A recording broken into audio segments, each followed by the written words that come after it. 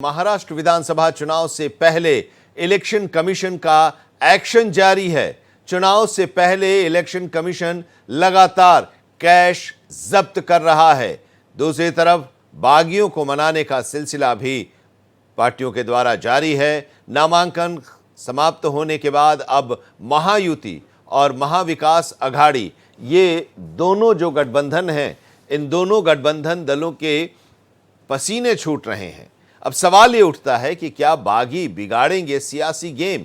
विधानसभा चुनाव के लिए पार्टी के आधिकारिक उम्मीदवारों और बागियों दोनों के ने नामांकन दाखिल किए और अब सत्तारूढ़ महायुति और विपक्षी महाविकास अघाड़ी के वरिष्ठ नेताओं ने बागियों को मनाने की कवायद तेज कर दी है। 2 दिनों में हुई कई बैठकें और इन बैठकों में करीब 1 दर्जन सीटों पर विवाद सुलझाने का प्रयास भी किया गया है। ये सिर्फ एक तरफ नहीं, महायुति में भी और उधर महाविकास अघाड़ी में भी, दोनों तरफ से कई उम्मीदवार ऐसे हैं जो कि मैदान में खड़े हैं। सीट एडजस्टमेंट को लेकर जो सीट एनसीपी चाहती थी वो दूसरी पार्टी को चली गई, या जो सीट शिवसेना चाहती थी या भारतीय जनता पार्टी चाहती थी, या उस तरफ कांग्रेस, एनसीपी और शिवसेना यूबीटी के बीच में जो था वो, या जिन्हें टिकट नहीं मिला वो बगावत करके लड़ गए हैं। तो ये अब एक बड़ी समस्या है और इसको सुलझाने का प्रयास किया जा रहा है। अभिषेक पांडे हमारे संवाददाता इस वक्त हमारे साथ जुड़े हुए हैं। अभिषेक, दोनों तरफ महायुति और महाविकास अघाड़ी, जिसकी चर्चा हम लोग पहले भी कर चुके थे जब नामांकन की प्रक्रिया खत्म हुई थी, तो आप बता रहे थे कि इसको लेकर कई लोगों से आपकी बातचीत भी हुई। प्रयास हो रहे हैं उन लोगों को मनाने के, और उन प्रयासों का क्या असर दिखाई दे रहा है? देखिए, बागी बिगाड़ेंगे खेल, ये सवाल तो दोनों ही तरफ बना हुआ है, चाहे वो महाविकास अघाड़ी की बात करें या महायुति की बात करें।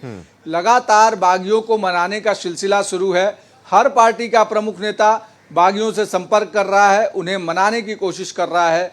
कल जो है वो एक नया मुसीबत जो बीजेपी के लिए हो गया कि किशोर जोरगेवार जो बीजेपी से उम्मीदवार हैं चंद्रपुर जिले में, वहां पर उनके खिलाफ बीजेपी के ही एक दूसरे निष्ठावंत चुनावी मैदान में खड़े हो गए हैं और वो बैठने के लिए तैयार नहीं हैं, जिस पर बीजेपी मंथन कर रही है। सुधीर मुनगंटीवार के काफ़ी करीबी माने जाते हैं, जिन्होंने बगावत की है, और किशोर जोरगेवार को टिकट बीजेपी ने दिया हुआ है। तो इनमें ये दिक्कत है।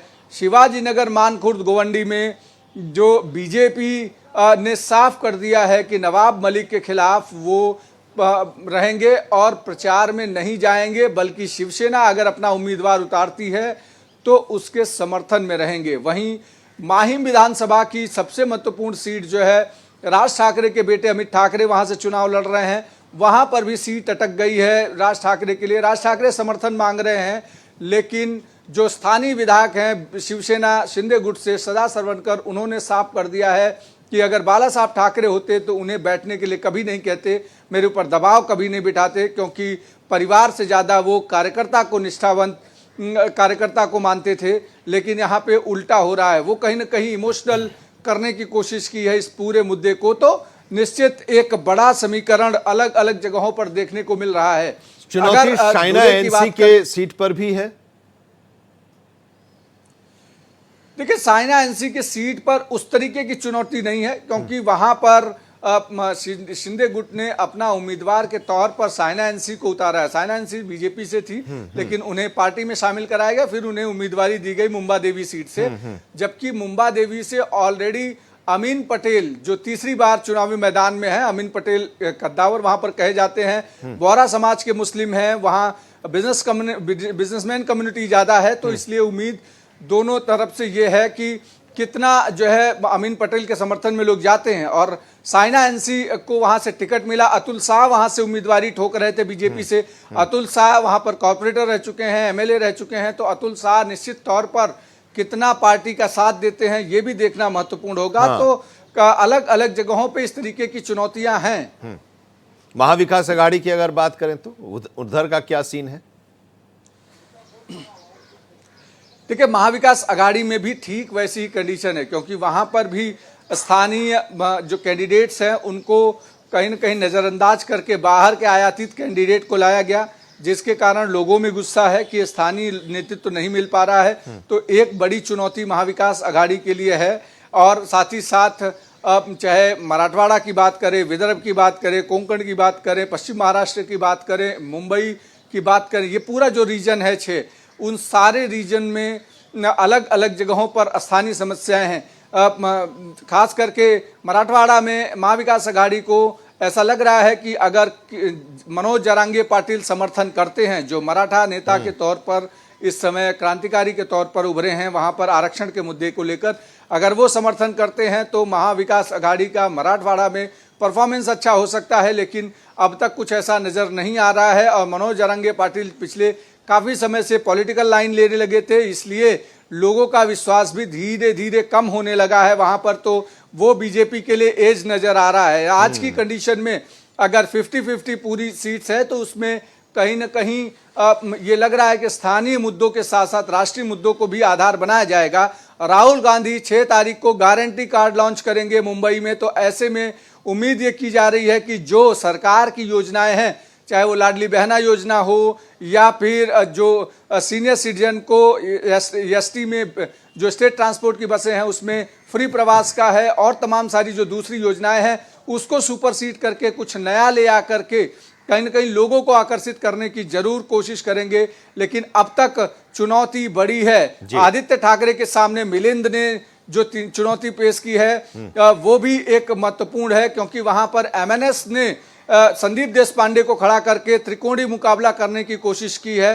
तो वहां पर देखना महत्वपूर्ण होगा कि आदित्य के लिए कितनी चुनौती पेश कर पाते हैं ये सब मिलकर, क्योंकि आदित्य एक स्टालवर्ट लीडर हैं, ठाकरे खानदान से आते हैं और वर्ली में 2 एमएलसी उनके समर्थन में ऑलरेडी हैं, चाहे वो सुनील शिंदे की बात हो या सचिन आहिर की बात हो, दोनों आदित्य के साथ खड़े हैं, दोनों वहां से स्थानीय विधायक रह चुके हैं। तो ये भी एक महत्वपूर्ण चीज है। तो अलग अलग हिस्सों में कहीं न कहीं ये देखने को मिल रहा है, चाहे महाविकास आघाड़ी हो या महायुति, 4 तारीख तक सभी की कोशिश है। अगर बोरीवली की बात करें तो बोरीवली में संजय उपाध्याय को टिकट दे करके बीजेपी ने वहां पर उम्मीदवार बनाया, तो गोपाल शेट्टी जो वहां पर कॉर्पोरेटर से लेकर के सांसद तक थे वो बागी हो गए और उन्होंने अपना नामांकन भर दिया निर्दलीय। हालांकि पार्टी की तरफ से कोशिश की जा रही है कि किस तरीके से उन्हें मनाया जाए ताकि वो सीट सेफ निकल पाए, क्योंकि पीयूष गोयल व्यक्तिगत तौर पर बोरीवली की उस सीट पर ज्यादा आकर्षण में बैठे हुए हैं, क्योंकि उन्हें लगता है कि अगर उन लोकसभा क्षेत्र की एक भी सीट गई तो उसके लिए कहीं न कहीं पीयूष गोयल की भी मार्किंग खराब होगी। कांदिवली ईस्ट जहां मैं हूं वहां पर भी हालांकि चुनौती उतनी कड़ी नहीं है, क्योंकि अतुल भातखलकर का विकास भी है और साथ ही साथ स्थानीय जनसमर्थन भी है, क्योंकि कांग्रेस ने आयातित उम्मीदवार कांदिवली वेस्ट से उतार कर यहाँ पर ईस्ट में उतार दिया है। उसको लेकर के कहीं न कहीं लोगों में भी नाराजगी है कि स्थानीय उम्मीदवार मिलना चाहिए, उसका एज अतुल भातखलकर को मिल सकता है।